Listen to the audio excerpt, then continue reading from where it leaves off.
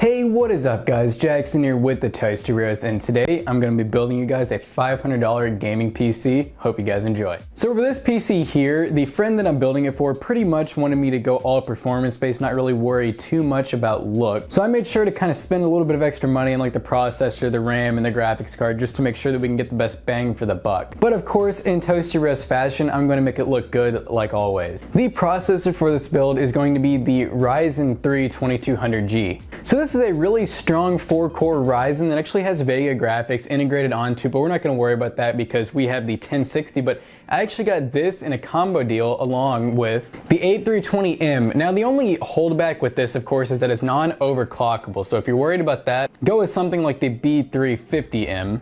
And I was lucky to get these two together for a little bit under $150. And then of course, since RAM is a little bit expensive right now, I kind of just opted for like the cheapest option I can get. It's 8 gigs of 3000 megahertz DDR4 G.Skill RAM. And then for the graphics card, we have a Gigabyte 1060. Of course, this is a great graphics card. I was actually able to get it used on eBay for a little over $125, so that's a pretty good deal on a 1060. And then for storage, we have this really nice looking 120 gig Patriot SSD and then a 1 terabyte Western Digital Blue hard drive.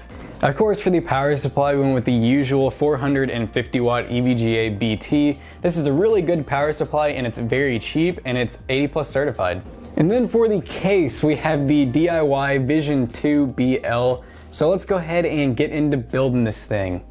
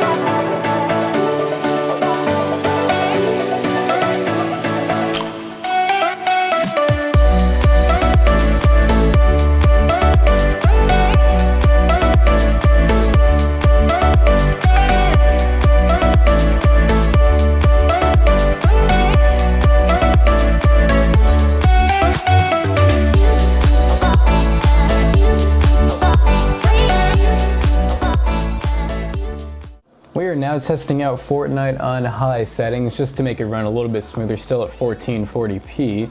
So as you guys can see, as we're dropping, we're kind of struggling to maintain 60, but it's doing a fairly good job at it with just a couple of dips down to the 50s and 40s here and there, but overall pretty smooth, and I would say that this is definitely playable and you would actually have a fighting chance.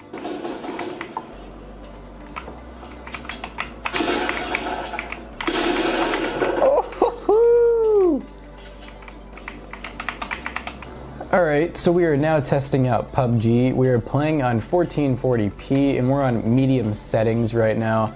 And we're getting about between 60 and it looks like 70 FPS while we're moving around and everything. So shooting, we do go down a little bit below 60, but it's still definitely playable.